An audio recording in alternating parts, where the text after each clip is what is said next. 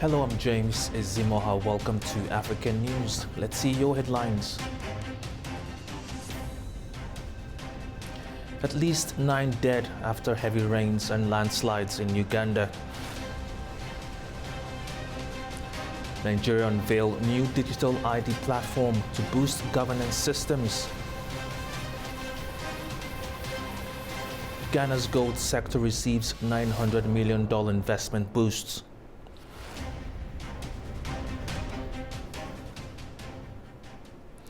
At least 9 people have been confirmed dead after heavy rains triggered landslides in eastern Uganda. The victims include 6 members of one family as rescue teams battle difficult terrain and continuous downpours hampering relief efforts. Authorities say 2 separate mudslides struck Bukwo and Queen districts overnight, leaving 9 people dead. Among them 3 children buried in their home. The landslides followed hours of torrential rain that swept through the Sebe sub-region, washing away bridges and blocking major roads. Local officials recall the desperate early morning rescue efforts. Around 3 a.m. is when I received the call that, Chief, you are sleeping. All the people of Captain Village, almost all of them are dead. Just wake up and come for rescue.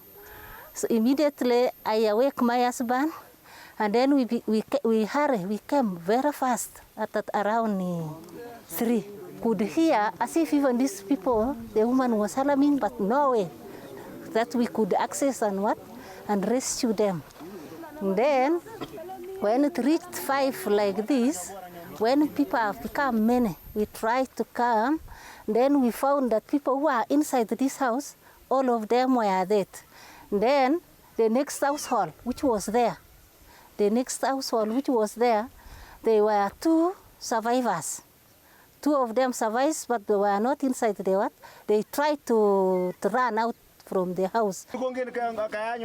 Uganda Red Cross officials say the mud buried homes so deep that recovery efforts took hours. We came, we found the mud was all over the place. There was no house seen, so we tried to push the mud to look for the bodies inside the house. So we found the bodies after a long struggle. We removed the bodies from inside the mud. We have 3 households which were affected, and 6 people died and 4 people were severely injured, and they are in the hospital. Emergency workers warn that further landslides remain a serious risk in Uganda's mountainous eastern region, with roads cut off and more rain expected. Protests have erupted across Tanzania following a highly disputed presidential election. The unrest has spilled over into neighboring Kenya, where police fired live rounds to disperse crowds. Violent protests erupted near Namanga, a Kenyan town on the border with Tanzania, as unrest from Tanzania's disputed elections spilled across the border. Demonstrations broke out across Tanzania during Wednesday's vote, with protesters angered by the exclusion of President Samia Suluhu Hassan's 2 main challengers from the race and what they describe as rising repression of government critics. Police fired stun grenades and live rounds at protesters, who scattered as tear gas filled the streets. Residents voiced frustration over the authorities' response. The police have been firing tear gas and shooting Kenyans with live bullets. It has been a bad day today. We have a problem because one of us has been shot, and we do not know why they are shooting at us. When Tanzanians fight us, we Kenyans do not have a problem with them. Why are they shooting at us in our area? Kenyan officials say they will enforce the law on their side of the border. I think the point is anything that is outside the law on the Kenyan side, we definitely will do what the law allows us to do. And also just to take the opportunity to appeal to anyone, not to take the law into their hands and just do what is expected. Our officers are competent enough to deal with any situations. If there will be any inconveniences in terms of movement of cargo and people, I believe that the officers at our points of entry and exit must be able to advise those who are moving in a manner that then we don't endanger anyone's life. Authorities have imposed an overnight curfew in Dar es Salaam, and internet access remains disrupted across the country. In Abuja, President Bola Tinubu has decorated the newly appointed service chiefs, charging them to be bold and innovative in tackling Nigeria's evolving security challenges. The president described the moment as a renewed commitment to national peace, urging the military to leverage technology and fresh strategies against terrorism and armed groups. President Tinubu has tasked Nigeria's new service chiefs to lead with courage and innovation as the country confronts new waves of security threats. He said terrorism and armed groups were evolving, warning that national stability depended on the armed forces' ability to stay ahead through modern tactics and technology. The president says the armed forces must rise to the challenge and reclaim occupied territories. Today's ceremony is beyond symbolism of sharing in. It marks the beginning of our renewed effort to ensure the peace and security of all Nigerians. We must not allow this new threat to fester. We must be decisive and proactive. Let us smash the new snakes right in the head.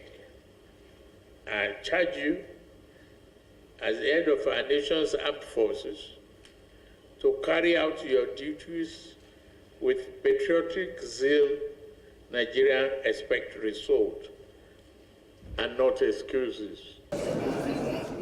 Responding, the Chief of Defence Staff, Lieutenant General Olufemi Oluyede, pledged coordinated action across the services. I want to assure Mr. President and all Nigerians today that we will do our utmost best to ensure that we rid Nigeria of all forms of criminality and make Nigeria safer so that socio-economic endeavors can thrive. We pledge our loyalty to Mr. President, and we assure you that we will continue to support the flourishing democracy. Under the new military leadership, the administration says it is betting on renewed synergy and innovation to finally turn the tide against insecurity and restore lasting peace across the country. Still in Nigeria, President Bola Tinubu has unveiled a new digital identity verification platform designed to strengthen Nigeria's governance systems. The mobile application is expected to make public administration more transparent and efficient, while reducing corruption and improving access to essential services.